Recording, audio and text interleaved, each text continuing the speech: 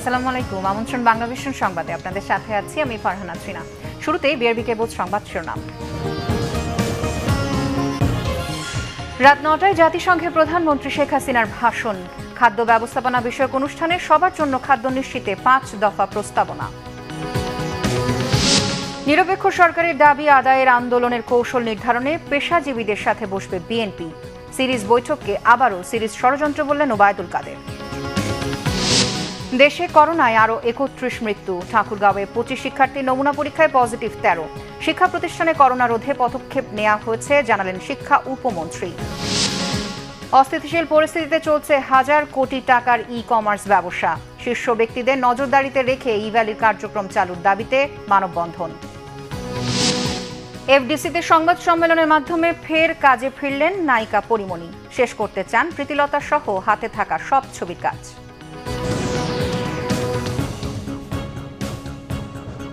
দেখছিলেন বিআরবি কেবল সংবাদ শিরোনাম, এবার বিস্তারিত। জাতিসংঘ সাধারণ পরিষদে আজ বাংলায় ভাষণ দেবেন প্রধানমন্ত্রী শেখ হাসিনা। সংশ্লিষ্ট কর্মকর্তারা জানান, প্রধানমন্ত্রীর ভাষণে রোহিঙ্গা, জলবায়ু পরিবর্তন ও করোনা পরবর্তী অর্থনীতি পুনরুদ্ধারের বিষয়ে গুরুত্ব পাবে। ভাষণে অন্য যেসব বিষয়ে অগ্রাধিকার পাবে তার মধ্যে রয়েছে টেকসই উন্নয়ন, খাদ্য নিরাপত্তা ও অসমতা দূরীকরণ। জাতিসংঘ সাধারণ পরিষদে এটি হবে বাংলা ভাষায় তার দেওয়া ১৮তম ভাষণ। বঙ্গবন্ধু ১৯৭৪ সালে জাতিসংঘে প্রথম বাংলায় ভাষণ দেন। সাধারণ পরিষদের ৭৬তম অধিবেশনে ১৪ সেপ্টেম্বর শুরু হয়। বৈশ্বিক মহামারীর কারণে সাধারণ পরিষদের হলে অনুমোদিত প্রতিনিধির সংখ্যা সীমিত রাখা হয়েছে। বিশ্বে ধনী দরিদ্রের মধ্যে টিকা বিভাজন দূর করার আহ্বান জানিয়েছেন প্রধানমন্ত্রী শেখ হাসিনা। জাতিসংঘের উচ্চ পর্যায়ের এক আলোচনায় যোগ দিয়ে তিনি শিক্ষা, স্বাস্থ্য, লিঙ্গ সমতা সহ বিভিন্ন খাতে ধনী দরিদ্র দেশগুলোর মধ্যে সমতা অর্জনের কথা বলেন। পরে জাতিসংঘের খাদ্য ব্যবস্থাপনা সংক্রান্ত এক অনুষ্ঠানে ভিডিও বার্তায় বিশ্বের সকলের জন্য পর্যাপ্ত ও নিরাপদ খাদ্য নিশ্চিত করতে ৫ দফা প্রস্তাবনা দেন প্রধানমন্ত্রী। যুক্তরাষ্ট্র সফররত প্রধানমন্ত্রী শেখ হাসিনা বৃহস্পতিবার জাতিসংঘের উচ্চ পর্যায়ের এক আলোচনায় যোগ দিয়ে করোনার টিকা নিয়ে ধনী দরিদ্র দেশগুলোর মধ্যে বিভাজন দূর করার আহ্বান জানান। বলেন, বিভিন্ন ক্ষেত্রে সমতা ও অন্তর্ভুক্তিমূলক অর্জনের নতুন দৃষ্টান্ত এর মাধ্যমে স্থাপন করতে হবে। The most urgent call of the hour is to eliminate vexing divides between the rich and the poor. Second, we need a new paradigm that will address inequality in a holistic manner. It has deep relations with the SDGs, such as poverty, hunger, gender equality, health, education, and job creation. Third, এরপর প্রধানমন্ত্রী জাতিসংঘের site ইভেন্টে খাদ্য ব্যবস্থাপনা সংক্রান্ত এক অনুষ্ঠানে video বার্তায় বিশ্বের সকলের জন্য পর্যাপ্ত ও নিরাপদ খাদ্য নিশ্চিত করতে ৫ দফা প্রস্তাবনা দেন। খাদ্য নিরাপত্তা নিশ্চিত করতে গবেষণা ও বিনিয়োগের উপরে জোর দেন প্রধানমন্ত্রী। In addition to food security, we intensified our efforts for ensuring food security and quality food for everyone. Excellencies, let me conclude with the following suggestions for ensuring resilient food system globally. First, research, investment, and advanced technology sharing for agriculture development. এই দিন প্রধানমন্ত্রী জাতিসংঘের মহাসচিব Antonio Guterres, নেদারল্যান্ডের রানী, মালদ্বীপ ও ভিয়েতনামের রাষ্ট্রপতির সাথেও সৌজন্য সাক্ষাৎ করেন। রকুনুজ্জামান, বাংলাভিশন, ঢাকা। বিএনপির সিরিজ বৈঠককে সিরিজ ষড়যন্ত্রের অংশ বলেছেন আওয়ামী লীগ সাধারণ সম্পাদক ওবায়দুল কাদের। বলেন, প্রধানমন্ত্রী শেখ হাসিনার লক্ষ্য মানুষের ভাগ্য উন্নয়ন, আর বিএনপির লক্ষ্য নিজেদের পকেটের উন্নয়ন। এদিকে তথ্য ও সম্প্রচার মন্ত্রী ডক্টর হাসান মাহমুদ বলেছেন, বিএনপি সবসময় পেছনের দরজাই বেশি পছন্দ। আওয়ামী লীগের চাঁপাইনবাবগঞ্জ পৌর শাখার ত্রিবার্ষিক সম্মেলনে ভার্চুয়ালি যুক্ত হন দলের সাধারণ সম্পাদক ওবায়দুল কাদের। বলেন, অবস্থান ভারী করতে নিজের লোকদের কমিটিতে রাখা যাবে না, মূল্যায়ন করতে হবে দুঃসময়ের ত্যাগী কর্মীদের। বিএনপি দেশের জন্য রাজনীতি করে না, তাই তাদের হাতে দেশের গণতন্ত্র নিরাপদ নয় বলে মন্তব্য তার। বিএনপির লক্ষ্য পকেটের উন্নয়ন। শেখ হাসিনার রাজনীতি জনগণের রাজনীতি, বিএনপি রাজনীতি ক্ষমতা রাজনীতি। তারা ক্ষমতায় আসতে চায় লুটপাট করার জন্য। আজকে বাংলাদেশে আপনারা আবার গোলমাল পাকাতে চাইছেন, বিশৃঙ্খলা সৃষ্টি করতে চাইছেন। আজকে সভা সমাবেশের নামে দেখা যাচ্ছে যে তারা আজকে সিরিজ বৈঠক করছে। এই সিরিজ বৈঠক আসলে ষড়যন্ত্রের সিরিজ বৈঠক। এদিকে তথ্য ও সম্প্রচার মন্ত্রী ডক্টর হাসান মাহমুদ বলেছেন, বেগম খালেদা জিয়ার সাজা স্থগিতের আদেশ সরকার চাইলেই বাতিল করতে পারে। তাই বিএনপির উচিত সরকারের প্রতি কৃতজ্ঞ থাকা। বাংলাদেশ বেতার খুলনা কেন্দ্রে বঙ্গবন্ধুর প্রতিকৃতিতে শ্রদ্ধা নিবেদন শেষে সাংবাদিকদের সাথে আলাপে ডক্টর হাসান মাহমুদ এসব কথা বলেন। জিয়া রহমানও পিছনের দরজায় ক্ষমতায় এসেছিল এবং এই বেগম খালেদা জিয়াও পিছনের দরজা পছন্দ করেছে এবং সেই কারণেই গত 12.5 বছর ধরে আন্দোলন সংগ্রাম করে এবং দেশে বিশৃঙ্খলা সৃষ্টি করে যে পিছনের দরজা দিয়ে কিছু করা যায় কিনা সেই চেষ্টায় সবসময় তারা নিয়োজিত ছিলেন। তাইমুর রশিদ, বাংলা ভিশন, ঢাকা। স্থানীয় সরকার মন্ত্রী তাজুল ইসলাম বলেছেন, জিয়াউর রহমান বঙ্গবন্ধুর খুনি ছিলেন। এ বিষয়ে সরকারের কাছে যথেষ্ট প্রমাণ রয়েছে। সংসদ ভবন এলাকায় তার কবর রাখার কোনো যৌক্তিকতা নেই বলেও মত দেন তিনি। দুপুরে আওয়ামী লীগের তথ্য প্রযুক্তি উপ কমিটি আয়োজিত রাজধানীর জলাবদ্ধতা নিয়ে সেমিনারে এসব জানান তিনি। মন্ত্রী আরও জানান, ঢাকা ওয়াসার দায়িত্বে থাকা রাজধানীর অবশিষ্ট খালগুলো সিটি কর্পোরেশনের কাছে হস্তান্তর করতে চায় সরকার। অনুষ্ঠানে ঢাকা উত্তর সিটি মেয়র আতিকুল ইসলাম জানান, কর্পোরেশনের জায়গায় অবৈধভাবে গড়ে ওঠা ভবনগুলো অবশ্যই ভেঙে ফেলা হবে। এক্ষেত্রে প্রভাবশালীদেরও আইনের আওতায় আনা হবে বলে হুঁশিয়ারি দেন মেয়র আতিক।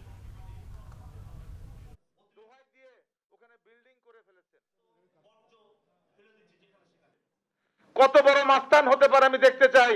এত বড় মাস্তান ঢাকা শহরে জন্ম নিবে, এই খাল দখল করবে।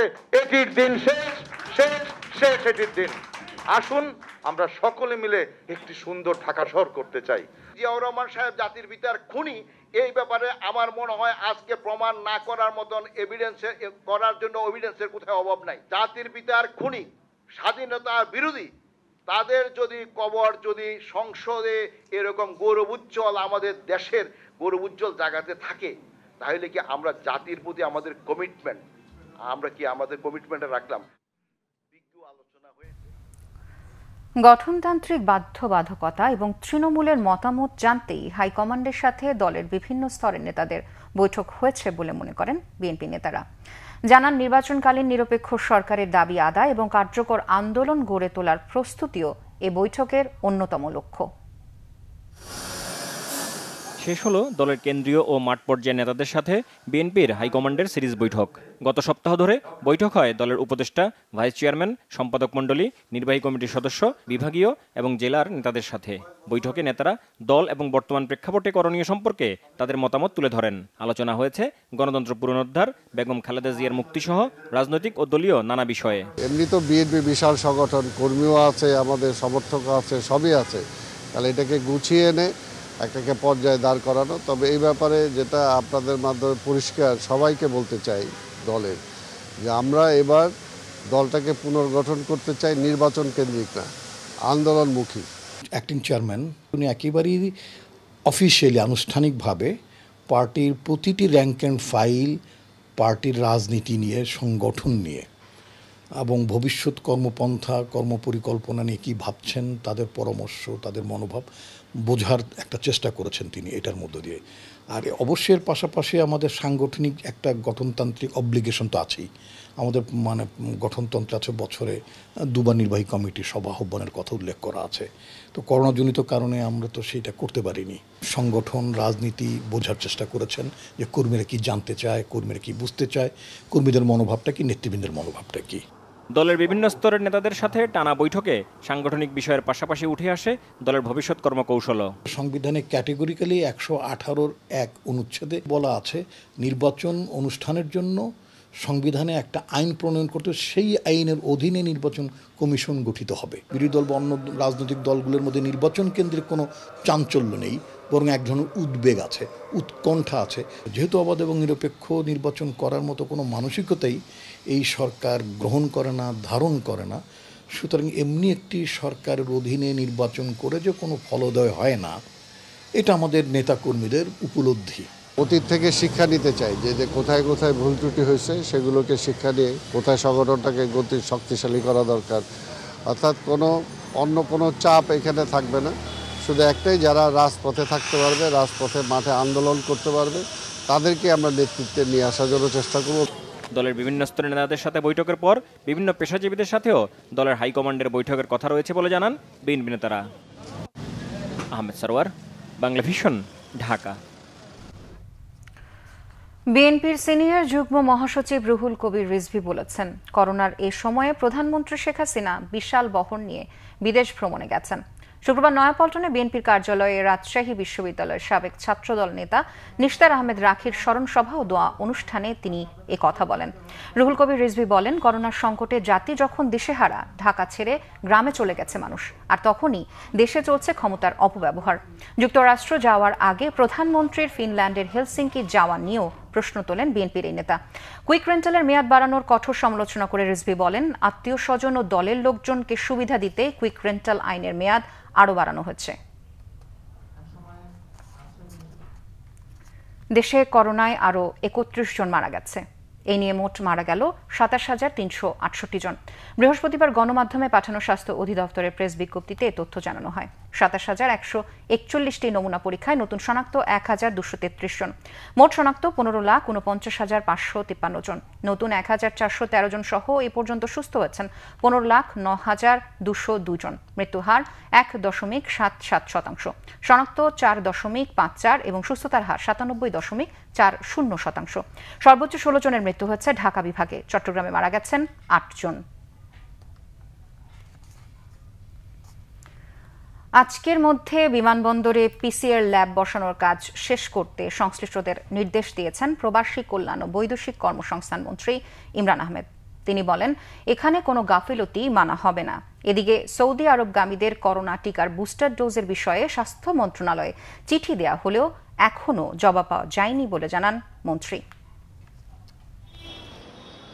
করোনা পরীক্ষার ল্যাব বসানোর কার্যক্রম দেখতে বিমানবন্দরে প্রবাসী কল্যাণ ও বৈদেশিক কর্মসংস্থান মন্ত্রী ইমরান আহমদ। মন্ত্রীকে কাছে পেয়ে কয়েকজন প্রবাসী ছুটে আসেন সমস্যা তুলে ধরতে।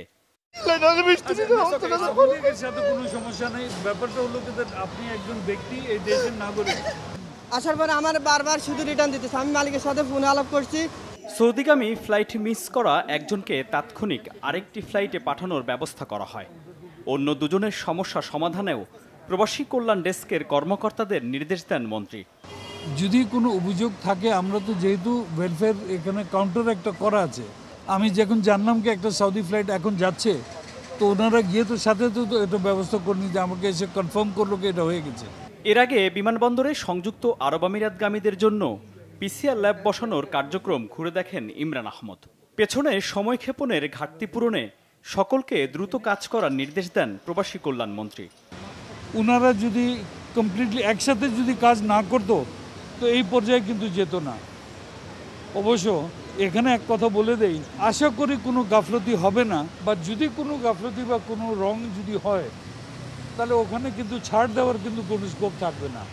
সৌদি আরবগামীদের মধ্যে যারা সিনোফার্মের টিকা নিয়েছেন তাদের বুস্টার ডোজের বিষয়ে অগ্রগতি কি, এমন প্রশ্ন ছিল মন্ত্রীর কাছে। এটা কিন্তু মূলত হেলথ মিনিস্ট্রির ওখানে আটকে আছে, বুঝছেন না? ওনারা সিদ্ধান্ত দিয়ে দিলেই এটা কিন্তু হয়ে যায়। বিকজ আমি চিঠি কিন্তু অনেক আগে লিখেছি রিকোয়েস্টিং দ্যাট যে চাইনিজ ভ্যাকসিন যারা নিয়েছে ওদেরকে বুস্টার ডোজ দেওয়ার জন্য। সংযুক্ত আরব আমিরাতগামীদের জন্য ফ্লাইটের ৬ ঘন্টার মধ্যে বিমানবন্দরে পরীক্ষা বাধ্যতামূলক। র্যাপিড পিসিআর না হওয়ায় দায়িত্ব পাওয়া ৬ প্রতিষ্ঠানের এখন মোট সক্ষমতা ৩ ঘন্টায় মাত্র ১১৫০ যাত্রীর পরীক্ষা, যা পর্যাপ্ত নয় বলে মনে করছেন অনেকেই। মিরাজ হোসেন গাজী, বাংলা ভিশন, ঢাকা। অস্থিতিশীল পরিস্থিতির মধ্য দিয়ে চলছে দেশের হাজার হাজার কোটি টাকার ই কমার্স ব্যবসা। দিনের পর দিন দাঁড়ে দাঁড়ে ঘুরেও পণ্য বা রিফান্ড না পেয়ে ক্লান্ত গ্রাহকেরা। প্রতিষ্ঠানগুলো বলছে, গেটওয়েতে টাকা আটকে থাকা, নীতিমালার সাথে মানিয়ে ওঠা সহ নানা কারণে জটিলতা তৈরি হচ্ছে। অনলাইন শপিংয়ে অবিশ্বাস্য কম দামে পণ্য পাওয়া আবার সেগুলো সরবরাহকারীদের কাছেই বিক্রি করে অল্প সময়ে বড় লাভ। এই ব্যবস্থায় টাকা আয় করে ভাগ্য পরিবর্তনের স্বপ্ন অসংখ্য মানুষের। প্রতিষ্ঠানগুলো কিভাবে এত ছাড় দিচ্ছে সে প্রশ্ন থাকলেও লাভের আশায় খুব একটা বাছবিচার না করেই ঝাঁপিয়ে পড়ছে মানুষ। পণ্য অর্ডার করছেন অনেকে। অনেক প্রতিষ্ঠান মানুষের আস্থা অর্জনে বিভিন্ন সেলিব্রিটিদের মুখপাত্র বানিয়েছে। তাই অনলাইন কেনাকাটায় আমার আস্থা ই-অরেঞ্জ। কিন্তু বিপত্তি বাধে পণ্য দেওয়ার কথা বলে দীর্ঘ সময় ক্রেতাদের হয়রানি নিয়ে। আজকে যেটা উঠাইতে আসছে এটা 50% ডিসকাউন্ট। আগের ক্যাশই তো আপনার চেকই তো উঠাইতে পারত। 3 বার ব্রাউন্স খাইছে, চেকে কোনো টাকা ওঠে না, অ্যাকাউন্টে বলতেছে টাকা নেই। আমাদের টাকাটা হচ্ছে গেটওয়েতে নিরাপদ। এখন গেটওয়ে যদি আমাদের ঘুরায় তাহলে আমরা যাবো কার কাছে? সরকারের কাছে বিনীত অনুরোধ যে আপনারা ই কমার্স প্রতিষ্ঠানগুলোকে যেভাবে মনিটরিং করছেন ঠিক একইভাবে ব্যাংক এবং পেমেন্ট গেটওয়েগুলোকে মনিটরিং করেন। পণ্য দেওয়ার সদিচ্ছা থাকলেও সরকারের নীতিমালা আর গেটওয়েতে টাকা আটকে থাকায় তা সম্ভব হচ্ছে না বলে দাবি বড় বড় ই কমার্স প্রতিষ্ঠানগুলোর। আমরা আগে যেভাবে কাজ করে যাচ্ছিলাম, হুট করে কিন্তু একটা ডিসিশন আসলে সেটা কার্যকর করতে আমাদের একটু সময়ের প্রয়োজন। সেই সময়টা আমরা পাইনি। দ্যাটস ওয়াই আমাদের একটু গুছিয়ে উঠতে একটু সময় লেগেছে। যখন একটা পাস হলো, কোনো পাইলট প্রজেক্ট হয় নাই বাংলাদেশে। পাইলট প্রজেক্ট না হয়ে ডাইরেক্ট ইমপ্লিমেন্টে চলে গেছে। ইমপ্লিমেন্টে করার কারণে কিন্তু আমাদের এই সেক্টরটা ধসে গেছে। ওই এসওপি বা ওই নতুন নিয়মের সাথে হয়তো অ্যাডজাস্ট হবে, হয়তো সবার দাবির মুখে পরিবর্তন হবে, কিছু পরিমার্জিত হবে। ওই টাইমটা পর্যন্ত আমাদের টাইম দিতে হবে। 9টি প্রতিষ্ঠানকে নজরদারিতে রাখা হয়েছে উল্লেখ করে বাণিজ্য মন্ত্রণালয়ের অতিরিক্ত সচিব হাফিজুর রহমান জানিয়েছেন, শিগগিরই দেশের ই কমার্স ব্যবসা একটা সুষ্ঠু নিয়মের মধ্যে চলে আসবে। ইভেলি ছাড়া আরো 9টা কোম্পানি তদন্ত প্রতিবেদন চেয়েছে বাংলাদেশ ব্যাংকের কাছে। আলিশামা, কিউকম, চিরাগ.com, বোধহয় নিট.com এরকম আছে। কিউকম একটু সমস্যা আছে, তো এগুলি মোটামুটি আমাদের সার্ভেলেন্সের মধ্যে আছে। বিশেষজ্ঞরা বলছেন, ই কমার্স খাতকে গ্রাহক বান্ধব করতে উদ্যোগী হতে হবে সরকারকেই। নাগরিক হিসেবে নাগরিকের যে অধিকারগুলো থাকা উচিত এবং আমি ভোক্তা হিসেবে ভোক্তার যে অধিকারগুলো থাকা উচিত সেই জিনিসগুলো ব্যাপক জনসচেতনতা তৈরি, এটা আসলে একমাত্র মূল মন্ত্র। আর এক্সাম্পলারি পানিশমেন্টের ব্যবস্থা করতে পারি, তাহলে অন্যরাও সতর্ক হয়ে যাবে বলে আমার দৃঢ় বিশ্বাস। পাশাপাশি গ্রাহকদেরও সচেতন হওয়ার পরামর্শ এই বিশেষজ্ঞের। শিহাব হোসেন, বাংলাভিশন, ঢাকা। এদিকে ইভ্যালির সিইও রাসেল ও তার স্ত্রী শামিমা নাসরিনের মুক্তির দাবিতে আজও মানববন্ধন করেছে ইভ্যালির গ্রাহক ও বিক্রেতারা। বিকেলে শাহবাগ জাতীয় জাদুঘরের সামনে অনুষ্ঠিত মানববন্ধনে ইভ্যালির গ্রাহকেরা দাবি করেন, ইভ্যালির শীর্ষ 2 কর্মকর্তার মুক্তির পর তাদের নজরদারিতে রেখে ব্যবসা পরিচালনার সুযোগ দিতে হবে। এসক্রো সিস্টেম চালু হবার আগে অর্ডারকৃত পণ্য সরবরাহের 6 মাসেরও সুযোগ চান তারা। এছাড়া বাণিজ্য মন্ত্রণালয়ের অধীনে ই ক্যাব, পেমেন্ট গেটওয়ে, মার্চেন্ট এবং ভোক্তাদের প্রতিনিধিদের নিয়ে সমন্বয় কমিটি গঠনের দাবি জানান তারা। মাদক রাজ্যে ইয়াবার জায়গা দখল করে নিচ্ছে আইস, চাহিদাও ব্যাপক। রাজধানী থেকে আইসের সর্বোচ্চ চালান সহ 5 জন ব্যবসায়ীকে আটকের পর এমন তথ্য দিয়েছেন মাদকদ্রব্য নিয়ন্ত্রণ অধিদপ্তরের কর্মকর্তারা।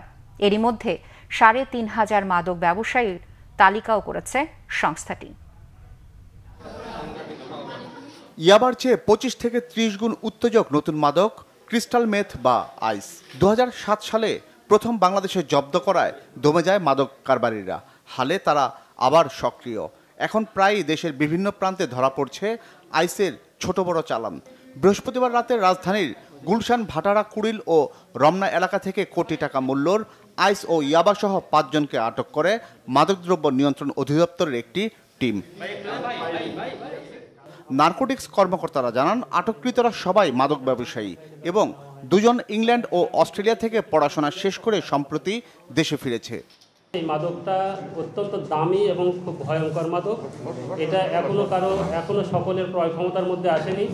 এখনো বোঝা যায় যে প্রতি গ্রাম প্রায় 9 থেকে 10 হাজার টাকা বিক্রি হয় খুচরা বাজারে, যার কারণে খুব উচ্চবিত্ত এবং সচ্ছল পরিবারের সন্তান ছাড়া এটা সেবনও করতে পারে না। গত 2-3 মাস আগে মাদক ব্যবসায়ীদের একটা তালিকাও হালনাগাদ করেছি। ঢাকা বিভাগে প্রায় 3500 আর কি মাদক ব্যবসায়ীদের তালিকা।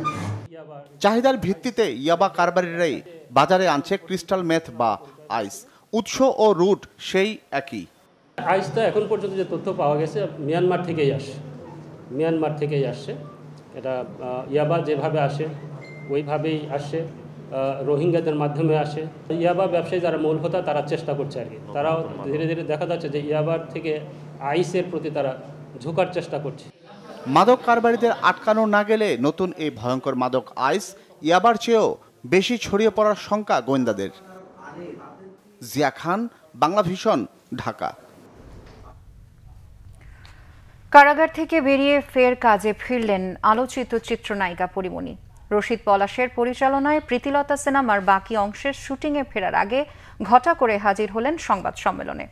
তবে ব্যক্তিগত জীবন কিংবা কারাবাসের অভিজ্ঞতা নিয়ে কোনো কথাই বললেন না পরিমণি।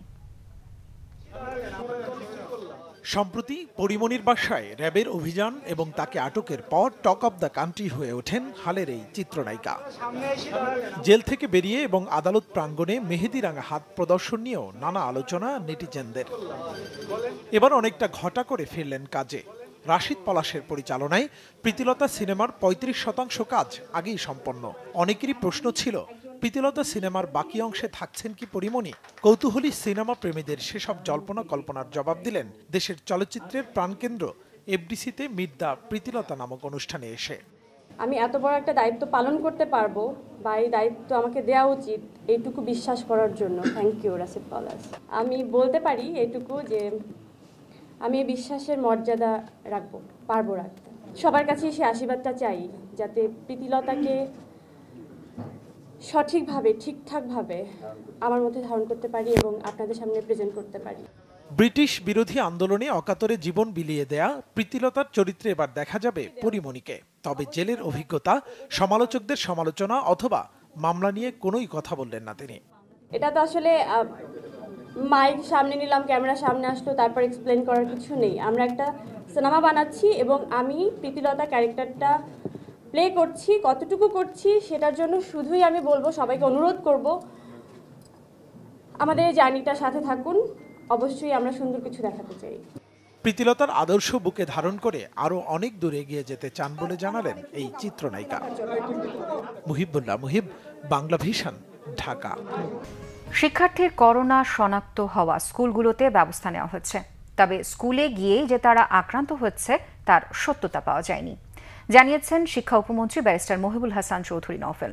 সকালে ব্রিটিশ বিরোধী আন্দোলনের বীর প্রীতিলতা আত্মাহুতি দিবস উপলক্ষে চট্টগ্রাম নগরের পাহাড়তলীর ইউরোপিয়ান ক্লাবে তার প্রতিকৃতিতে শ্রদ্ধা জানানো শেষে সাংবাদিকদের তিনি কথা বলেন।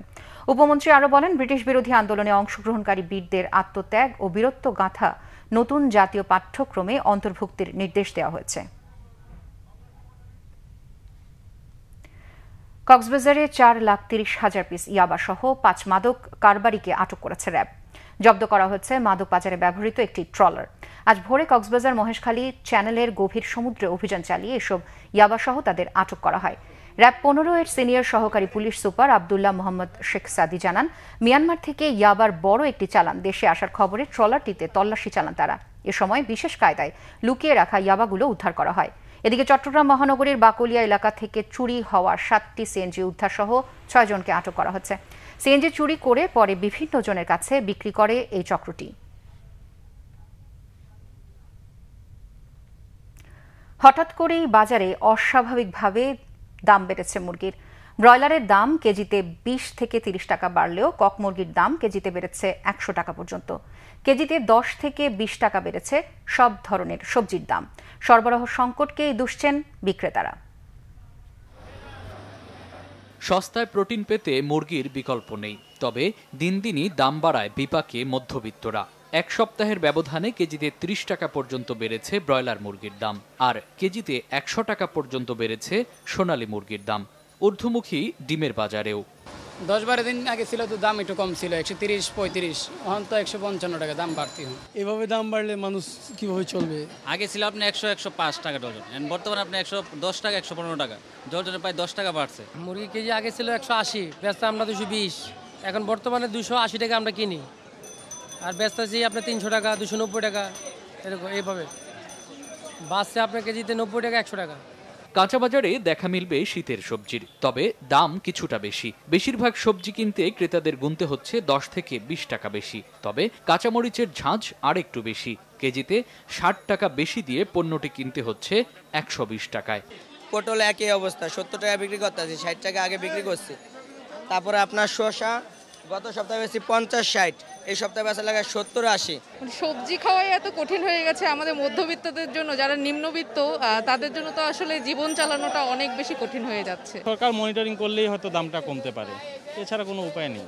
দিন আনে দিন খায় তাদের জন্য অ্যাকচুয়ালি এটা খুবই হার্ড হয়ে যাচ্ছে, কষ্টকর হয়ে যাচ্ছে আর কি। গত সপ্তাহে মরিচ ছিল আপনার 60 টাকা কেজি, এই সপ্তাহে হয়ে গেছে 120 টাকা। বাজারে স্থিতিশীল রয়েছে চাল, ডাল, তেল সহ অন্যান্য নিত্য প্রয়োজনীয় পণ্যের দাম। মামুন আব্দুল্লাহ, বাংলা ভিশন, ঢাকা। সঙ্গীত, কবিতা আবৃত্তি এবং নৃত্য পরিবেশনের মধ্য দিয়ে পালিত হচ্ছে শরৎ উৎসব। বাংলাদেশ শিল্পকলা একাডেমির উন্মুক্ত মঞ্চে সকাল 7:30 থেকে শুরু হয় দিনব্যাপী শরৎ উৎসব 1428-এর আয়োজন। সত্যেনসন শিল্প গোষ্ঠী আয়োজিত এই উৎসবে বাংলাদেশের বিভিন্ন সাংস্কৃতিক দল এবং দেশের বরেণ্য শিল্পীরা অংশগ্রহণ করেছেন। তাদের পরিবেশনায় যেন শরৎ ঋতুকে স্বাগত জানানো হয়। দিনব্যাপী এই আয়োজনের দ্বিতীয় পর্ব শুরু হবে বিকেল 4:30টায়। শরৎ উৎসব উদ্বোধন করে সংস্কৃতি প্রতিমন্ত্রী এম খালেদ বলেন, শরৎকে আলাদা করে খুঁজতে হয় না, প্রকৃতি বলে দেয় এর আগমনের বার্তা। উদ্বোধনী অনুষ্ঠানে সম্মিলিত সাংস্কৃতিক জোটের সভাপতি গোলাম কুদ্দুস সহ সাংস্কৃতিক ব্যক্তিরা উপস্থিত ছিলেন। সংবাদ শেষ করব, তার আগে বিআরবি শিরোনামগুলো জানিয়ে দিচ্ছি আরও একবার। রাত 9টায় জাতিসংঘে প্রধানমন্ত্রী শেখ হাসিনার ভাষণ। খাদ্য ব্যবস্থাপনা বিষয়ক অনুষ্ঠানে সবার জন্য খাদ্য নিশ্চিতে 5 দফা প্রস্তাবনা। নিরপেক্ষ সরকারের দাবি আদায়ের আন্দোলনের কৌশল নির্ধারণে পেশাজীবীদের সাথে বসবে বিএনপি। সিরিজ বৈঠককে আবারও সিরিজ ষড়যন্ত্র বললেন ওবায়দুল কাদের। দেশে করোনায় আরও 31 মৃত্যু। ঠাকুরগাঁওয়ে 25 শিক্ষার্থীর নমুনা পরীক্ষায় পজিটিভ 13। শিক্ষা প্রতিষ্ঠানে করোনা রোধে পদক্ষেপ নেওয়া হয়েছে জানালেন শিক্ষা উপমন্ত্রী। অস্থিতিশীল পরিস্থিতিতে চলছে হাজার কোটি টাকার ই-কমার্স ব্যবসা। শীর্ষ ব্যক্তিদের নজরদারিতে রেখে ই-ভ্যালির কার্যক্রম চালুর দাবিতে মানববন্ধন। এফডিসিতে সংবাদ সম্মেলনের মাধ্যমে ফের কাজে ফিরলেন নায়িকা পরিমণি। শেষ করতে চান প্রীতিলতা সহ হাতে থাকা সব ছবির কাজ। এই ছিল এখনকার মতো। পরের সংবাদ রাত 10:30টায় দেখার আমন্ত্রণ রইল। এছাড়া বাংলা ভিশন সংবাদ ও সংবাদ সংশ্লিষ্ট অনুষ্ঠান দেখতে ভিজিট করুন www.bbnews24.com ও facebook.com/banglavisionnews এবং সাবস্ক্রাইব করুন youtube.com/banglavisionnews। এতক্ষণ সাথে থাকবার জন্য ধন্যবাদ সবাইকে।